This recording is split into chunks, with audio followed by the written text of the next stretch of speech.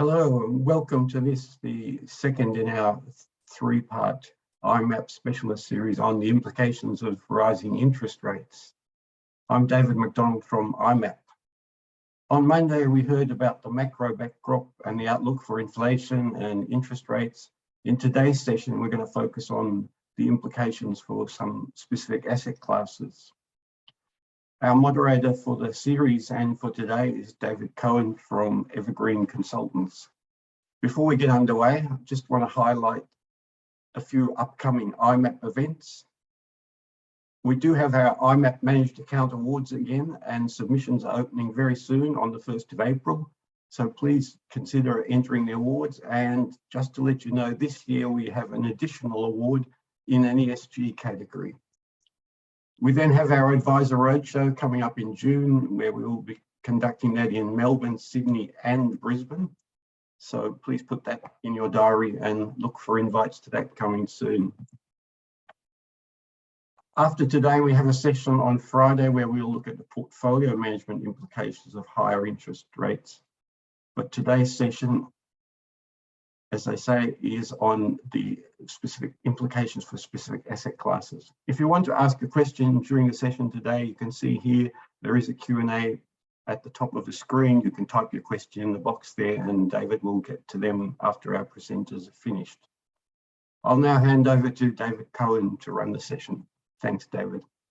Thank you, David, and good morning, everyone.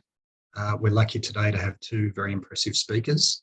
Firstly, we'll hear from Amy G. Patrick, Head of Income Strategies at Pendal Group. Amy's a Senior Portfolio Manager with extensive global experience in credit, high yield rates and emerging markets debt. Following Amy will be Stephen Flegg, Portfolio Manager at AMP Capital, where he oversees $35 billion of diversified funds, for which he's accountable for portfolio construction, risk management and investment performance. And with that, I'll hand over to Amy to begin the presentation.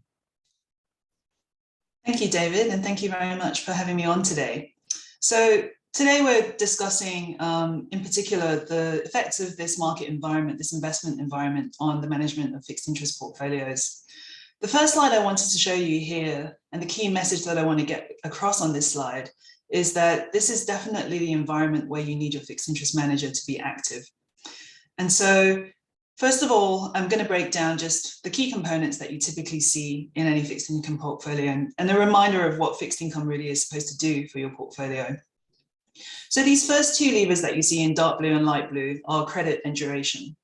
When we think about fixed income and its role in a portfolio, we really want it to be there to A, provide some income as the name suggests, but also to provide some diversification for your portfolios, especially in times of market stress. And that's exactly what the typical levers of credit, typically investment grade credit, and duration, your interest rate risk, is supposed to do. They provide you with some level of income, maybe capital return potential, as well as diversification, defensiveness in times of market stress.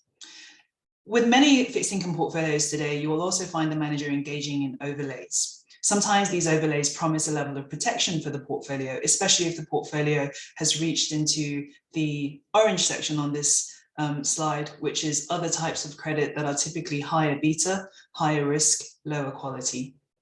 Some overlays also provide an alternative source of alpha for the portfolio. For those who want their fixed income portfolios to do a bit more heavy lifting in terms of providing that level of income, again, those managers will need to reach down the quality spectrum and in an effort to boost income as well as add return to your overall portfolio. But each of these components have their drawbacks as well. Even within the highest quality investment grade credit, you will see that in times of market stress, liquidity will tend to become challenged. For duration, in times like we're seeing right now, this current market environment, sometimes correlations can flip between bonds and equities. In markets like these, the particular headache is that bonds right now do not appear to be acting as a good diversifier for portfolios. With overlays, those especially that promise a level of protection tend to underdeliver, especially when that protection is most needed. And then for other sources of credit, in much the same way and exacerbated compared to investment grade credit, that liquidity becomes extremely challenged or completely non-existent. And most importantly, going back to thinking about why you have fixed income in your portfolios in the first place, this is the part of your fixed income portfolio that is most likely to make it behave equity-like when you least need it to. So for me, when I think about an active fixed income portfolio, what you need to look for are markers that tell you the manager will be able to pull on all of these levers in an active way to manage that portfolio through the cycle. So within investment grade credit, I would look for quality bias. That quality translates into better access to market liquidity, even in more stressed liquidity environments. In duration, I would look for a demonstrable track record in actively managing duration risk throughout the cycle. For this environment, that's particularly pertinent because we've seen a massive backup in bond yields. And for the active manager who has a good active process for managing duration, you'll have seen a good amount of insulation against that rise in bond yields for your fixed income portfolio. For overlays, again, I would be wary of overlays that overpromise protection and underdeliver. Again, I would look at overlays that promise you or try to deliver some form of uncorrelated alpha. Coming back to this investment environment, you are having this argument about higher inflation and higher rates that is putting pressure on risk assets, including credit. Duration by itself is not acting as a diversifier at the moment. The active manager should have already reduced your risk components in both of the first two levers of your fixed income portfolio. The good active manager will also have sources of overlays that provide them uncorrelated alpha in an environment like this. Things that might be going into overlays right now could be curve trades that express the nature of the cycle we're going through right now. Maybe also some explicit inflation protection in those overlays to address the inflation issue that we're all facing. And then for those managers that do intentionally reach down the quality spectrum, here I would emphasize liquidity in that exposure. This is going to by far be the riskiest part of any fixed income portfolio. This is the bit that will behave equity-like. So you need to believe that your manager has the ability to switch off that exposure in your fixed income portfolio when they most need it to. Now, the last thing I'd like to leave you with on this slide is just a look at where we are now. If you look at just the first two pillars, this is the basic bare bones of any fixed income portfolio. You'll likely have some credit in there. You'll have some interest rate risk in there. The credit component, when you look at just standard Australian investment grade credit, is likely to deliver you a carry and roll outcome of 1.7% over the next 12 months. When you add duration to that, so now you're looking at a book of fixed rate Australian investment grade credit, that's going to add a further 3.1% in terms of carry and roll. These two components together suggest that if you had been sitting in cash all this time, first of all, congratulations, you've got lots of dry powder. But second of all, if you put that cash to work right now in a fairly low risk, safe fixed income portfolio of investment grade Australian credit with some duration attached to it, your carry and roll outcome for the next year is going to be close to 5%. If I compare this number to a year ago, it would have been closer to about 3%. That's how far markets have moved until now. Now, that's not to say that, just because they've moved a lot, we won't move any further. But for an environment where we are scared to leave all our money in cash because of inflation, we're also scared to go too far into the equity and low quality spectrum because volatility is high. This could be a good middle ground for generating you some income to offset the effects of inflation, as well as still storing the potential for bonds to behave as a diversifier in your portfolios. The next slide, please, Jenny. So this is the main correlation headache I'm talking about here. And this chart may look a little bit messy, but you need only look at the bars highlighted in yellow. This chart stretches back a very long time, over the last 30 years. And bonds and equities often are positively correlated. But the yellow bars only highlight the periods when bonds and equities are positively correlated and they're both selling off, which highlights the conundrum that the market is facing right now, and exactly why bonds are not diversifying. I think the heartening thing to take, the heartening message to take from this slide is perhaps, even though these periods of positive correlation where bonds and equities sell off together, they do happen in history.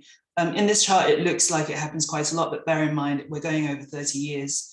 It happens only, over the last 30 years, about 7.5% of the time. And when they do happen, they tend to be quite short-lived, i.e. bonds over the medium term go back to performing their diversification role in portfolios. The next slide, please, Jenny. So over the next couple of slides, I'm just going to talk specifically about some of the most often asked questions that we're getting from our investor base at the moment, specifically relating to fixed income. So first of all, this idea that inflation is overshooting. You know, for the first time in over a decade, we've gone from central banks perpetually undershooting their inflation targets to now looking at them overshooting their inflation targets. They've clearly let economies run quite hot. If you think that you need to keep shorting bonds, or you need to keep staying away from bonds in your portfolio because you're scared that inflation would go even higher, this is a slide just to put some perspective around that. The market already thinks that inflation is going to be quite high.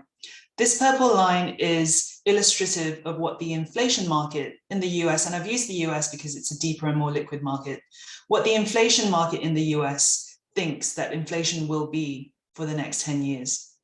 And the market already thinks that for the next 10 years, the Fed, as credible an institution as it is going to miss its inflation target by nearly 1%. So the market's already worried about inflation, and by quite a lot over the longer term. That's not to say that you shouldn't short bonds or stay away from bonds in your portfolio because you're worried about inflation. But if you are, you have to be more worried than the market currently is. And you have to keep in mind that, especially if you're going to short the asset class, you are paying away carry, you are suffering a negative roll down. And as a result, your views about inflation have to be hawkish enough to justify that kind of structural positioning in your portfolio. And more importantly, if it is only because of inflation that you're worried that bond yields will go higher, then perhaps you should only be insulating yourself against inflation, i.e. looking at inflation bonds, looking at managers who have the sophistication to engage in inflation swaps in the overlay portions of their portfolio, if inflation is specifically what you're worried about. And the last slide, please, Jenny. Now, this is probably the most interesting chart that I have to show you today. The second question we get asked most about from our clients is, in 2021, you saw most major bond indices in the world deliver you total negative returns. That was obviously a terrible outcome for a lot of investors. But in the grand scheme of things, you know, in 2021, you had fixed income perform poorly, but you had risk assets performing in a really stellar way. The S&P 500 returned close to 30% in 2021. This year is more difficult, and people are saying, well, if last year hikes hadn't even started and we lost this much money in our fixed income portfolios, then hikes have actually started now. The Fed's just put in their first hike. The RBA is probably going to hike in maybe as soon as June, probably more likely August this year. And when you're getting the beginning of a hiking cycle, shouldn't that be even more reason to short bonds, or at least to stay away from them in our portfolios? So therefore, we went and tested what your bond returns would have looked like over the last 4 hiking cycles in Australia. And here I do focus on Australia because I think for most of us on this call, we are looking domestically first and foremost for our fixed income exposures. So within Australia, interestingly, over the last 4 hiking cycles, what this chart shows you is that the yellow dots tell you how large those hiking cycles were, and the purple bars show you what your total returns look like for bonds over the course of that hiking cycle. So specifically, you buy a 10-year bond at the first hike of the RBA's hiking cycle, and you hold that bond until the last hike of the RBA's hiking cycle, what your bond returns would have looked like. And surprisingly, for most of the investors that I talk to, 3 out of the 4 last hiking cycles in Australia, holding bonds has yielded you positive returns, and quite handsome positive returns at that. There was only 1 hiking cycle in the past 4 where you lost money by following that strategy. And that was the 1994-95 hiking cycle. That hiking cycle was really extreme for Australia. It was led primarily offshore by the Greenspan hiking cycle. Greenspan led a Fed back then that did not have as much credibility as it does today. He intentionally wanted to shock and awe the markets into believing that the Fed meant business on inflation. As a result, Australia had to follow what the US did and by a larger magnitude, which isn't the Australia that you see today. The last Fed hiking cycle, Australia sat out of completely. And that kind of intentional lack of transparency in central banking is simply not the kind of central banking world we face today. What this chart is telling you is that on average, over the last 4 hiking cycles, by buying bonds and holding them through a hiking cycle, you made an average return of about 4.5%, which could be quite surprising to a lot of investors listening on the call today. And what it really does tell you is that the markets are quite efficient and central banks are good at telegraphing what they're going to do. The majority of the damage that a hiking cycle brings is largely discounted, priced in by the market already before the first hike tends to hit. So all of this, to wrap up all of these slides, all of this is not to say that I'm calling the high right now in yields or the peak right now in credit spreads, far from it. But I think for medium-term investors, it's important for all to consider all of this and consider the medium-term value proposition that fixed income still has in your portfolio. As an asset class, fixed income right now has, again, for the first time in a long time, the ability to generate you some decent returns, some decent levels of income for your portfolio, which is going to be especially valuable in an inflationary environment. And once again, especially starting from a higher yield level, bonds will behave as a reliable diversifier in your portfolios as well, once we get past this correlation headache, this period of positive correlation between bonds and equities. So with that, David, I'll hand back to you. Thank you, Amy. And I think we will now turn to Stephen for discussion of multi-sector. Thank you. I'll just turn my camera on. Good afternoon, everybody. In terms of this conversation around the role that fixed income plays in portfolios, I might be coming at it a little bit of a different perspective from some of the other people that you've heard from in this conference, in the sense that I'm not a fixed income expert. My role is around building diversified portfolios. And the questions that we ask in the diversified framework can be quite different from the questions that people who are specialists in an asset class might be asking. And largely it's because we have to look across all of the asset classes and all the risks that we are exposed to and figure out where should we be allocating money, as opposed to experts in an asset class who are typically mandated within a much tighter universe. During the presentation today, I really want to fire through 4 quick things.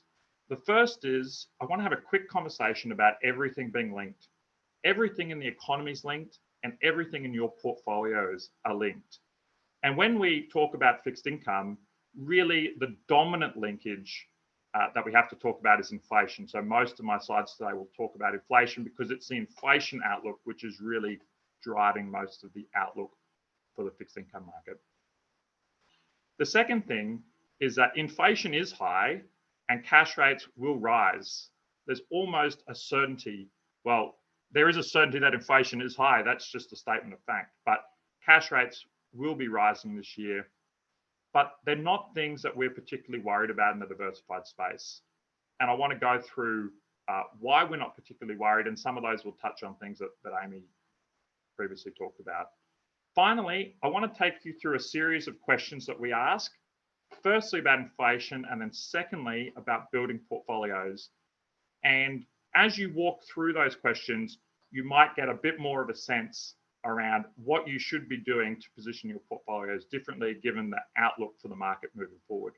You may also find that the answers to those questions is that you don't have to be doing much, and sticking to existing strategies may be very effective moving forward. So can we just quickly jump onto the next slide to talk about the linkages that are really at play in the economy and also at play in diversified portfolios. So obviously, bond yields is the one that we're going to spend a lot of time on today, and its relationship with inflation. But let's not forget that there's 2 other really important linkages that you should be aware of. The first is that bonds and inflation both link to economic growth, and there's an interplay. So that relationship moves in both directions, where things that happen to economic growth affect yields and inflation. The fourth part that's really important for diversified funds is the roles that those other 3 components have on discount rates, and particularly inflation and bond yields on discount rates. Now, the reason that discount rates are so important in the diversified space is that if we see a shifting in discount rates, we'll see that show up much more magnified in the equity space. The drawdowns will be much more significant. And so having a look at how we discount assets is important because it plays a really important role in terms of the PEs that we pay for equities and also the yields that we get on property and infrastructure. And when those assets move, they move by orders of magnitude more than our fixed income portfolios will move, and you'll get a much more significant drawdown. So looking at this picture, it's really important that we understand how those linkages are working and the relationships between them. And if those relationships are functioning in a conventional way, if there's healthy feedback loops moving between them, or if we end up in a situation where you can get unhealthy feedback loops, and we'll talk about that in a moment. So keeping this framework in mind, if we just step to the next slide, we can have a quick conversation about inflation. And I think there's a series of questions that's really important to ask because we hear every day about high inflation, but high inflation is sometimes a term that can be misunderstood. There's a difference between high inflation and inflation which is rising, that's risen in the past, which is arguably what we've seen at the moment. Inflation that will continue to rise in the future. And as Amy pointed out, the most important of those questions is, will inflation rise in the future more than people have already priced into markets? The fact that inflation's high and maybe will continue rising in the near term isn't a hugely relevant question for portfolio construction if it's already priced into asset prices. So you have to step through those questions so you really understand what people mean when they say higher inflation. And I think that you'll find that most people who use that term are saying that inflation has risen. It's higher than it was. I don't think most people are suggesting that inflation will outshoot consensus. Now, some people obviously will because it's how markets are formed, but I think most of the commentary that you get is really a discussion of what's happened in the past, a discussion of what's already in prices. It's not so much a discussion of how inflation will outshoot or undershoot expectations. So that's the first set of questions that's really important to understand. The second set in terms of inflation is to go through and say what's really happening with inflation. And particularly important is the third question about what are the drivers of it, because there's two very different types of inflation, push and pull. And if it is just trade restrictions pushing up prices, then if we get interest rate hikes, and this is back to the first framework on the first slide, is that we would expect that interest rate hikes won't be very effective at dulling the inflation. And either central banks just won't bother, or if they do bother, they're going to have to jack up interest rates very aggressively to get it under control. So diagnosing what's driving it is important. And our general assessment and the assessment of the managers that we work with is, generally speaking, that a lot of it is related to capacity utilization, migration, and the restrictions on migration is playing an important role. Also, trade bottlenecks is playing a large role, and consumer behavior shifting from services to goods, and also the fact that people are spending a lot more now because we had a period where we couldn't spend in COVID. The general view of most of the industry is that a lot of that is transitory, but not all of it is transitory. Some of it will leak into being structural. Central banks will have to address that part of it. But when we look at headline inflation in the US, people see 7% and they think that we're in a catastrophe. But really, a lot of that will pass through the system. And secondly, the US isn't everywhere. And in the Australian context, it's really important to look at Australian inflation, which is the second chart there. And you can see the red line, which is what the RBA uses to set monetary policy, is actually smack bang in the middle of the band of where it wants inflation. So even though we get a series of headlines telling us that inflation's out of control, when we look at it in the Australian context, it's exactly where the RBA wants it.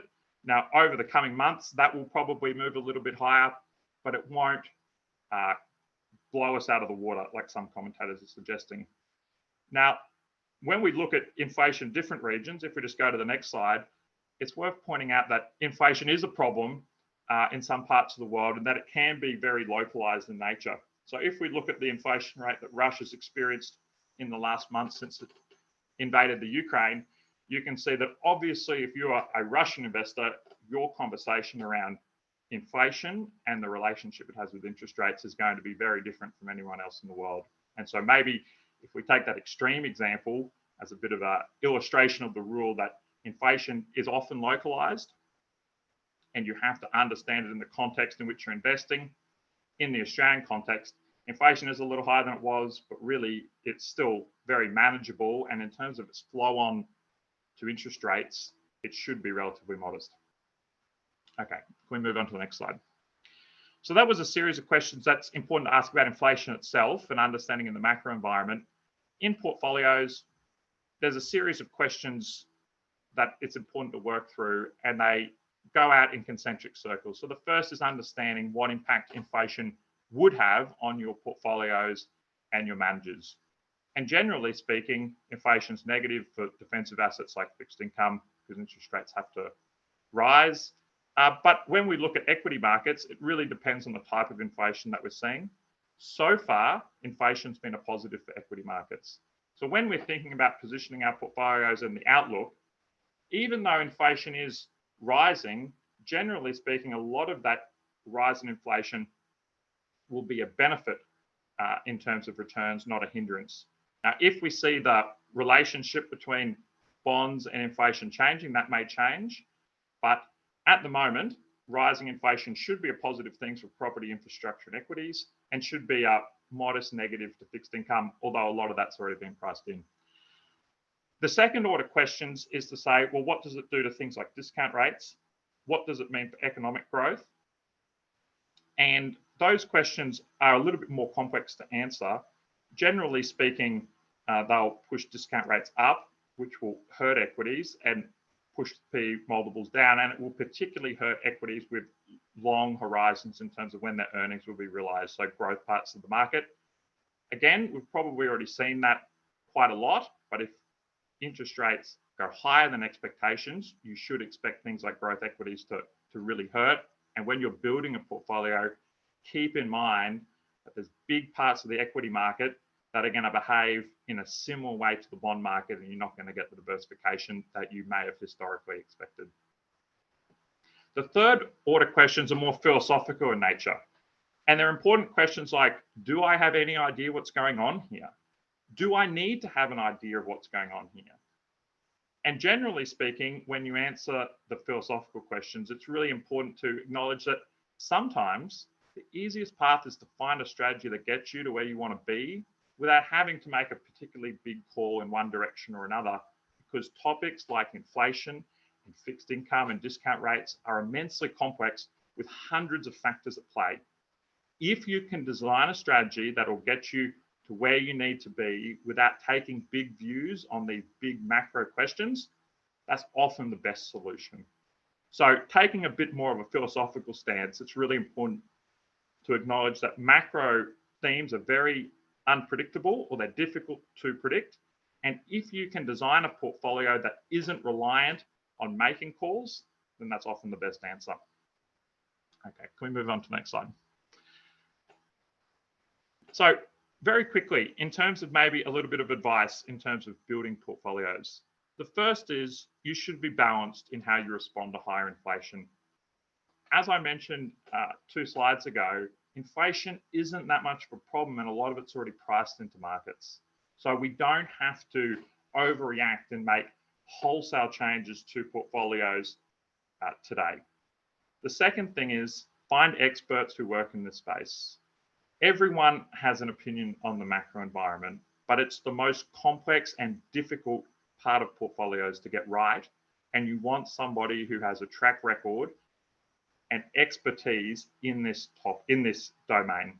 So for instance, in the portfolios that I manage, we appoint 1 growth manager and 1 defensive manager who have explicit mandates to implement macro calls. And so finding people who are experts, let them make the decision, and then go through a process of making sure that you're not doubling up on it everywhere. Make sure that not every fixed income manager you have is short duration. Make sure that every equity manager isn't short growth stocks. Make sure that if you have 15 managers and 15 decision makers working in your portfolio, they aren't all making the same decision. And you really should try and find specialists who focus in on one particular part of the market that's largely unrelated to the macro environment. And that's often where a lot of the alpha can be generated as well. Finally, differentiate between good and bad inflation. And if you're looking for some warning signs about when we might be tripping over from good inflation into bad, is that the signs that we should be looking for is, firstly, is inflation starting to spiral? Is inflation that we're seeing today starting to lead into other parts of the market and other industries, and particularly wages? That's a really important one to look for. If you see that spiral commencing, then we can go into a bad feedback loop. The other thing that we need to look for is that you have to have confidence in policymakers. The other bad outcome that could happen here is if policymakers respond in a way that's not proportionate, or they misdiagnose the problem, and we might end up in a situation where they're hiking interest rates to try and slow inflation. But if inflation isn't caused by economic growth, it's unlikely to be effective. And you can actually end up in situations where higher interest rates fuels inflation because everybody's cost of servicing their mortgages goes up, everyone's cost of servicing debt goes up, and they have to pass it on to people through higher prices. So just be mindful that if we start seeing that spiral, we might be entering into a stage of bad inflation. And the last thing is, remember that inflation can help your returns. That inflation may be negative for one part of your portfolio, but it's not your entire portfolio. And you can cop a few drawdowns on your fixed income part of your portfolio if at the same time your equities and infrastructure and property are doing really well. So try and be holistic in terms of thinking about the impact inflation has, and higher inflation is typically net a positive, so long as it's still healthy and it's not getting those negative feedback loops. Okay, maybe just quickly onto the final slide. I'm just mindful of time. I just wanted to put this up because it really is important to reiterate that we are going to get cash rate hikes this year. And as Amy said, that doesn't actually mean interest rate hikes, because interest rates are largely higher to reflect it already.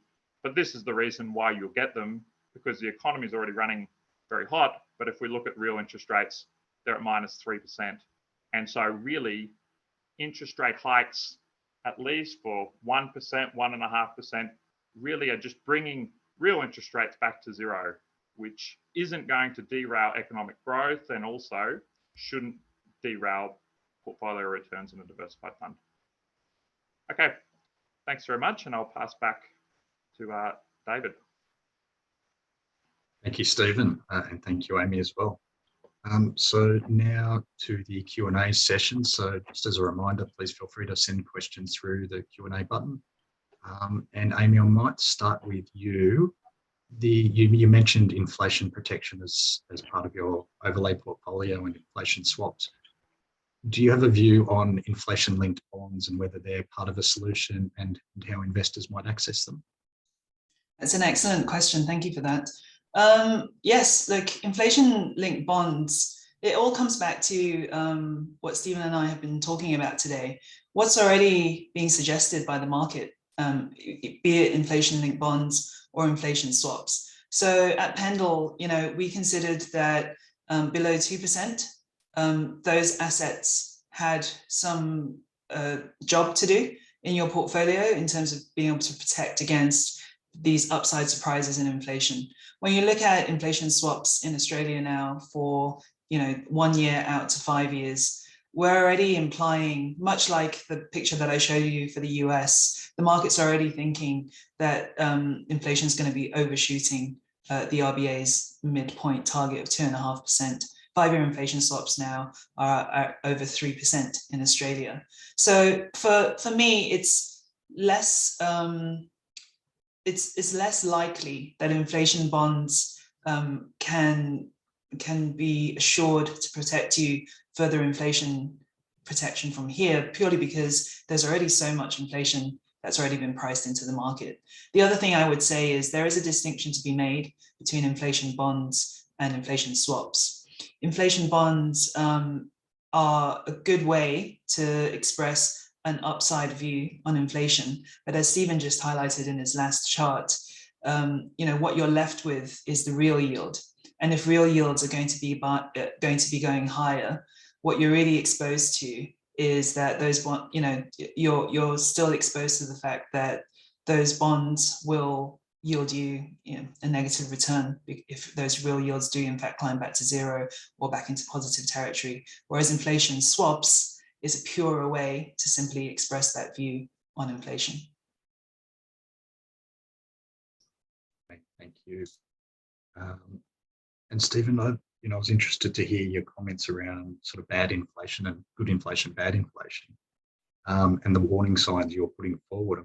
I'm curious as to whether you're obviously watching US inflation. I'm wondering whether any of those warning signs are apparent there. In terms of the warning signs, I don't think there's any that are blinking red. But that being said, we're still quite early in this inflation or this economic cycle post-COVID. And so some of these things you would expect to take time, and we just haven't seen the time. So when you look at inflation, one of the really big factors that drives it is what inflation was previously. And that feedback loop is really what we have to be concerned about. Now, we haven't seen enough time for that whole loop to take place yet. And so we have seen wages move a little bit, not as aggressive as the CPI. The answer to that question will become obvious in the next 6 to 9 months. And unfortunately, at some points in time, you have to just say, well, we haven't actually had enough time to make a determination on that. So it's very much a watching brief. That being said, the market consensus and the evidence so far is that a lot of this inflation will hit in one spike and then pass through. And Amy showed what the 10-year inflation expectation is, and it's a little bit higher than it was, but it's certainly nothing like the headline inflation we're getting today. So I would say that we haven't seen the warning signs yet, but that being said, we probably wouldn't have expected to have seen them by now. So we have to keep watching.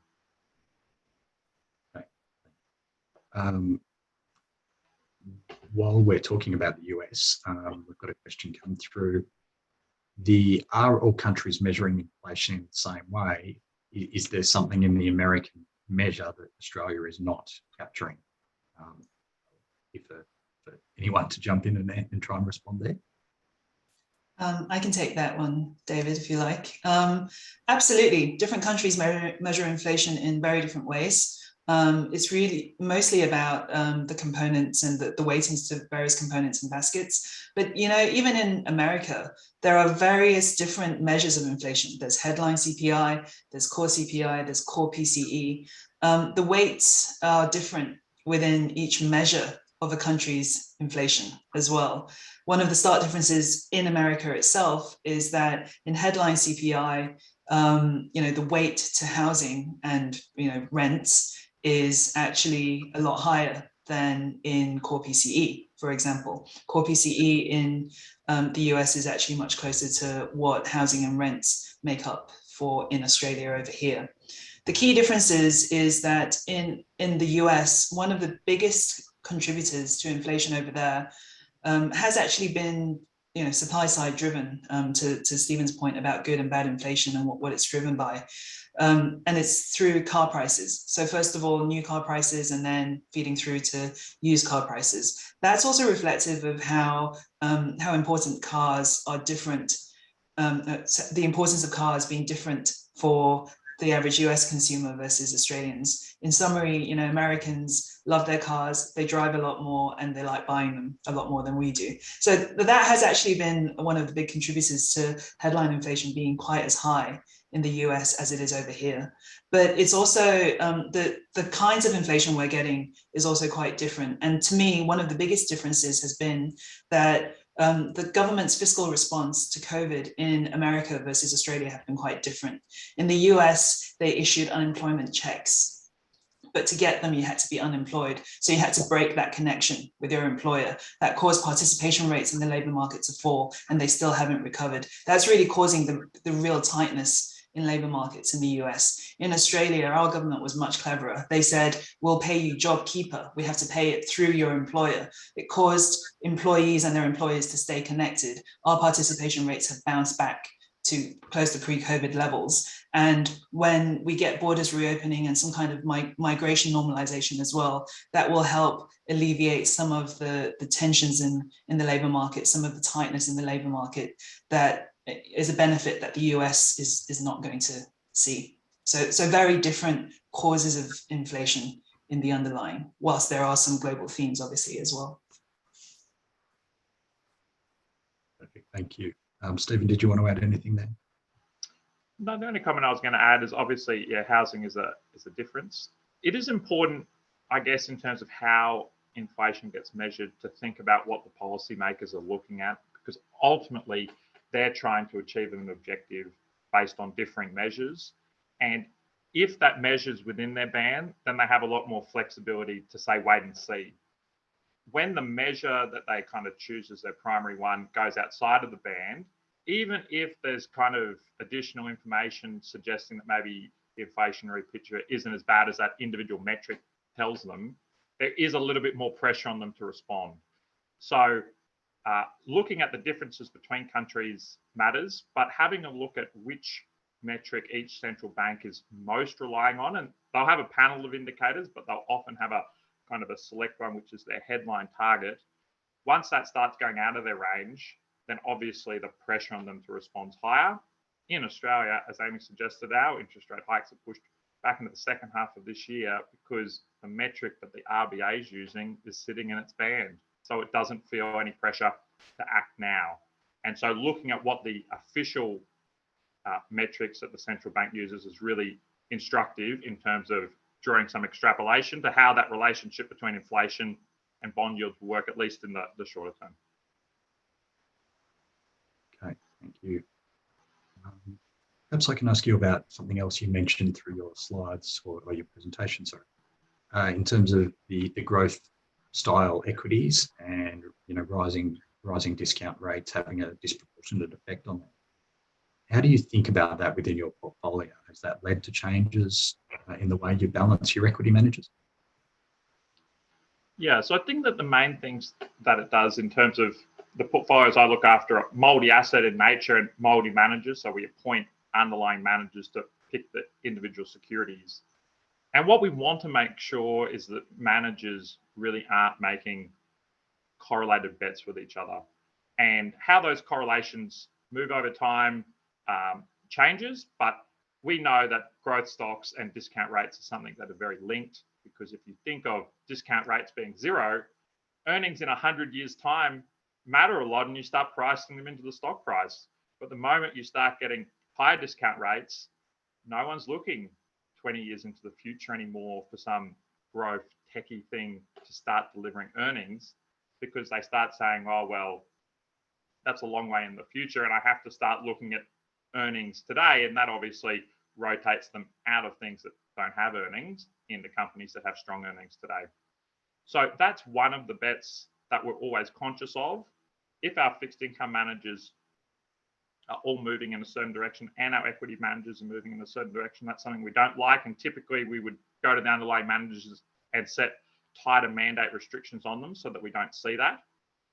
In terms of the macro picture though, and I think people should be aware of this, most managers, if you give them the scope to do it, will do it, because the macro environment dictates so much of the short-term activity in markets that most managers, if they can, will try and do something.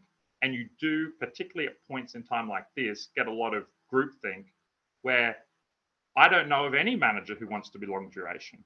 Well, almost none. And so you end up in the situation where you're all taking correlated bets. So when we're looking at designing portfolios, we typically wouldn't change managers over it, but we would typically look at reining in the mandates so that we know that the people who are experts in this, people like Pendal, have the latitude to make these decisions. But if there's another equity manager who's just really great at picking stocks, we don't want them making a growth value tilt bet. We also probably don't even want them making geographic bets. we want to really tighten that mandate so they focus in on what they're good at. And we're not going to appoint 20 managers who all do macro.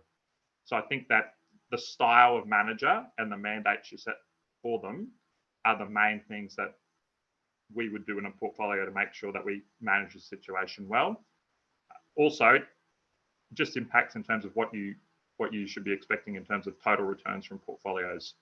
So when bonds and equities, as Amy pointed out in the chart, are correlated and they're negative, that's the worst environment, and you really have to be prepared for that, at least for the short term. These things don't last forever, but you have to be ready for a bad 6-month or 9-month period of absolute returns, and you have to work with clients to make sure they understand that as well. Okay, gotcha, thank you. Amy, perhaps I'll ask you, what impact might there be on the domestic banks as we go through a rising rate cycle? And would bank hybrids be an appropriate investment in this period? Yeah, that's a really good question. Look, as you go through a hiking cycle, it depends on your view of how large the hiking cycle will be, right? For most banks in Australia, when they do their stress testing of mortgages, they actually shock the rate by 300 basis points. 300 basis points is a lot. If they shock the rate by 300 basis points to see, whether those mortgages would still be affordable for their investors. So clearly that 300 number is going to be the point where the banks would feel some pain in terms of loans going bad and things like that. But and funnily enough, when we talk about a lot being already priced into the market, we're getting close to that point in terms of the market thinking that will go 1 for 1 with the US, and if the US is going to get to 3%, we're going to get to 3%. But in terms of the overall question, though, a rising rate environment is generally quite positive for banks, and Australian banks in particular are good at sort of front running what the RBA is doing as well. You've already seen, mortgage rates tick up at the margin. But as Stephen has highlighted, we're still in a period of good inflation. Inflation is going up because end economic demand is strong and business investment has been picking up. It's getting close to sort of double-digit growth levels on a year-on-year basis. And when that environment is strong, it typically means that the demand for credit remains strong. So even in a rising rate environment, when the cost of borrowing for the end consumer, for the end business has started to go up, if banks are able to pass that on because the demand for loans is still strong, then it's all just a really good story for banks. And it's one of the reasons I think in Australia, both for our credit markets and also for our equity markets, the makeup of these markets are very different to the composition of indices that you see offshore, especially in the US. The US markets are very dominated by tech, high growth. In our markets, it's dominated by a lot of banks, a lot of financials, and also a lot of resources. So it has given our markets that level of resilience. But also remember that in 2021, as I said, the S&P 500 rose by nearly 30%. The ASX 200 only rose by just over 10%. So we've got less correcting to do in the derating cycle as well. And then to your point about bank hybrids, you really do have to form a view on, first of all, whether they're likely to go bad because banks and NPLs are going to be shooting through the roof. We don't have that base case scenario in our forecast because, again, you're seeing healthy growth backing that rise in inflation right now.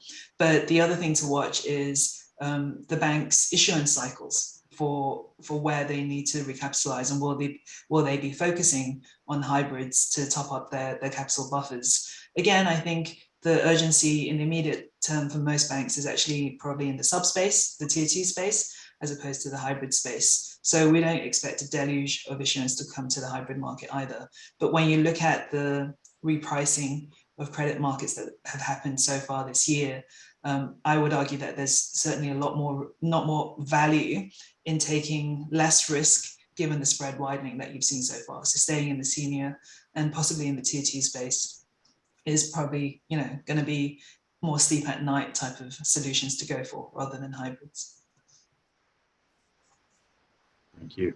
Got a question that's come through around commodity prices and whether that may lead to the Australian markets outperforming foreign markets or offshore markets. Amy, Stephen, who would like to answer that? Sure. We think it will.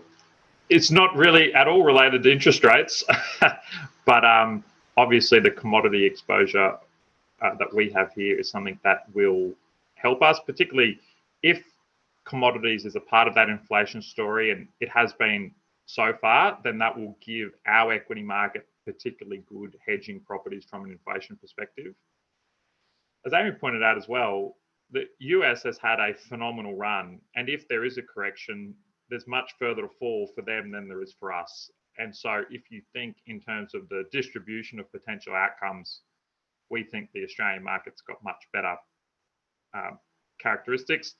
You also get a great yield. You also pick up franking. So for an Australian investor, all of our portfolios are leaning into the Australian market. They have for probably 9 months now. But that being said, in terms of where commodity prices go, it maybe goes into this larger macro conversation of things look okay and prices probably should be well supported, but there's a lot at play. The economy is undergoing huge transitions and there's a certain unpredictability that comes from it. So we're leaning into the Aussie market because commodity prices is one aspect of it, but there's lots of other structural reasons why the Aussie market looks good to us. In terms of forecasting commodity prices, your guess is probably as good as mine. We think that they'll be supported. We don't think they're going to collapse. And we know that they'll provide a good inflation hedge. They have some nice characteristics for us. But in terms of actually forecasting what the demand for iron ore is a year from now, well, there's a lot going on in the world. Might be the answer to that one.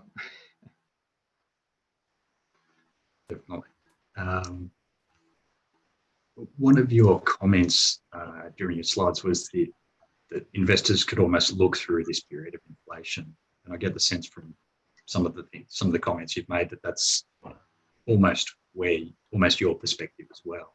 Would that be fair? I'm assuming you're talking to me.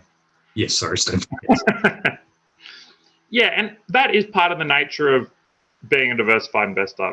The portfolios that we run have very medium-term horizons. Most of our funds will start their recommended investment horizon 5 years. So maybe our take on things is kind of shaded by always kind of looking out over the next couple of years and thinking 3 years from now, do we think this event is really going to matter? And if it doesn't, as I suggest in those philosophical questions, it's like, how can we build a portfolio that's not too exposed and can probably ride through it? Now, that's a luxury I think diversified investors have. Asset class specialists sometimes have to have a shorter term horizon due to the mandates that they have. But in the diversified space, particularly given how much of it is macro factors, you have to have a medium term horizon. And we don't manage portfolios or take positions for 3 months or 6 months. Really, the minimum might be 2 years. If we think things are shorter in duration than that, we typically will try and avoid them or try and diversify around them.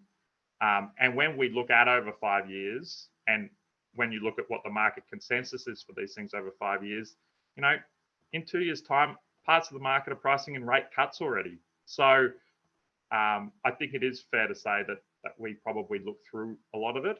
And that maybe is the luxury of being a diversified investor. And also, as I suggest in terms of the warning signs that we're looking for, we haven't seen enough evidence to suggest that this is really a totally structural change in the economy where we're going to get sustained higher inflation moving forward. So we haven't seen any of that. All of that should be caveated by the fact that things do change. So just because we're not seeing it today doesn't mean we won't see it 6 months from now. But we can't see it now, and so we're not taking positions, and we always look out 3 or 4 years, and that means in this case we are largely looking through this spike up in inflation and back to much more normal levels of inflation and interest rates. Okay, thank you. I think we are coming up close to time. So David, I might pass back to you. Thank you, David. Thank you very much as well, Amy and Steve, and that was a really informative session. I think that was great. I think one of the key things I got out of today was that we don't necessarily have to worry about high inflation, but more look at whether we think it's going to be higher than what's expected. I mean, Amy pointed out high inflation is already priced into the bond markets, and Stephen also said it isn't necessarily an issue for portfolio construction if it's already priced in. Stephen also highlighted the need to look what's driving inflation and whether it's good or bad inflation. Another great point to consider. Before I close, a reminder that on Friday at the same time, we'll be looking at the portfolio management implications of higher interest rates. In that session, David Cohen will again be our moderator, and we'll have Brad Matthews from Brad Matthews Investment Services and Brendan Paul from Atrium Investments as our panelists. So thank you very much for joining us in this IMAP webinar today, and we look forward to seeing you again on Friday.